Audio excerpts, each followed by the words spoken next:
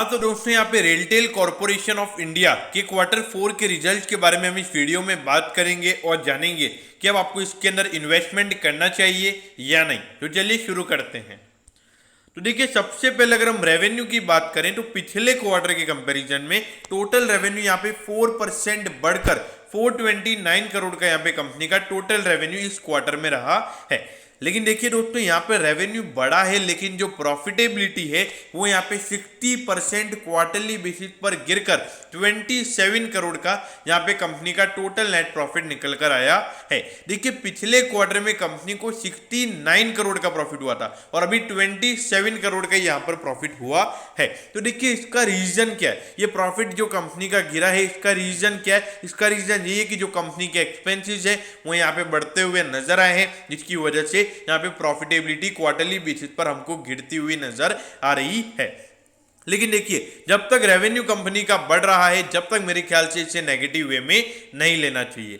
अब इसके बाद अगर हम ईयर ऑन ईयर बेसिस यानी कि पिछले साल के जनवरी से मार्च वाले क्वार्टर से अगर हम कंपेयर करें तो उसके कंपैरिजन में 9% का रेवेन्यू यहाँ पे हमको बढ़ता हुआ नजर आ रहा है और जो प्रॉफिटेबिलिटी है वो यहाँ पे 22% ईयरली बेसिस पर बढ़कर 27 करोड़ का यहाँ पे कंपनी का नेट प्रॉफिट निकल कर आया है। तो देखिए ईयर ऑन ईयर बेसिस पर यहाँ पे कंपनी के रिजल्ट अच्छे हैं। मेरे ख्याल से ज्यादा disappointment as a long term share holder आपको यहाँ पर नहीं होनी चाहिए।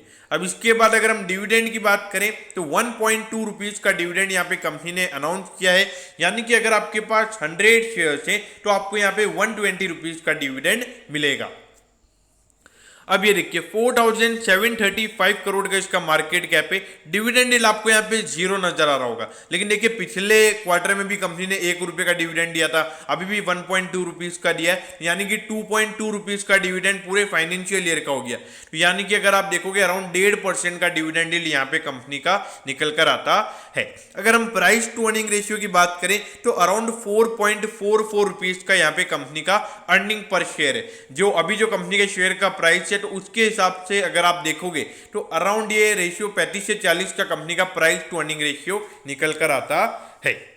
तो वैल्यूएशन पॉइंट ऑफ व्यू से थोड़ा आपको कॉस्टली लगेगा और एज अ PSU स्टॉक भी है तो देखा जाए तो थोड़ा मार्केट में सप्लाई कम है और अभी रिसेंटली लिस्टेड है तो थोड़ा आपको यहाँ पे प्रीमियम वैल्यूएशन पे ये ट्रेड होता हुआ नजर आएगा।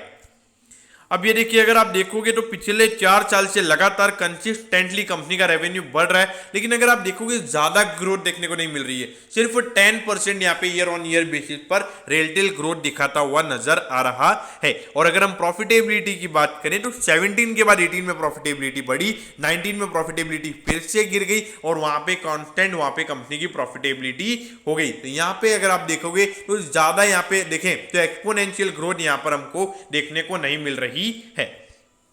अब इसके बाद अगर हम देखें तो 147 रुपीज पे यहाँ पे रेलटेल का शेयर भी ट्रेड हो रहा है और 189 का इसका ऑल टाइम हाई है। तो अगर आप हाई से कंपेयर करोगे तो अराउंड ये स्टॉक अभी भी आपको 40 रुपए डिस्काउंट पे मिल रहा है ऑल टाइम हाई से। देखिए हमको हाई नहीं देखना चाहिए क्योंकि उस वक्त IPO नया नया लिस्ट हुआ था, मार्केट में डिमांड बहुत ज्यादा थी और सप्लाई कम था, तो वहां पे ऑटोमेटिकली शेयर का प्राइस बढ़ेगा।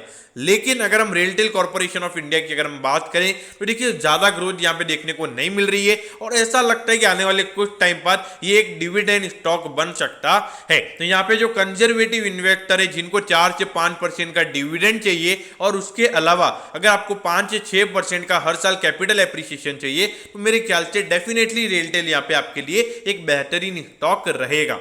लेकिन अगर आप एक एग्रेसिव इन्वेस्टर हो, आपको 25 से 30% का कैपिटल एप्रिसिएशन चाहिए तो आपको इस स्टॉक को यहाँ पर अवॉइड करना चाहिए, क्योंकि एक रेलटेल कॉर्पोरेशन ऑफ इंडिया एक PSU स्टॉक है और जो ग्रोथ यहाँ पे देखने को मिल रही है वो भी ज्यादा नहीं देखने को मिल रही है। तो सीधी सी बात है कि फॉरेन इन्वेस्टर्स यहाँ पर थोड़ा उनको इंटरेस्ट यहाँ पे कम रहेगा, जिससे मार्केट में डिमांड ज्यादा क्रिएट नहीं होगी। दोस्तों मैं होप करता हूं कि आपको रेलटेल कॉर्पोरेशन ऑफ इंडिया के Q4 के रिजल्ट्स के बारे में सब कुछ पता चल गया होगा। अगर आपकी कोई भी क्वेरीज है तो आप कमेंट कीजिए, मैं जरूर आपके कमेंट पर रिप्लाई करूंगा। ओके दोस्तों, thank you, have a nice day.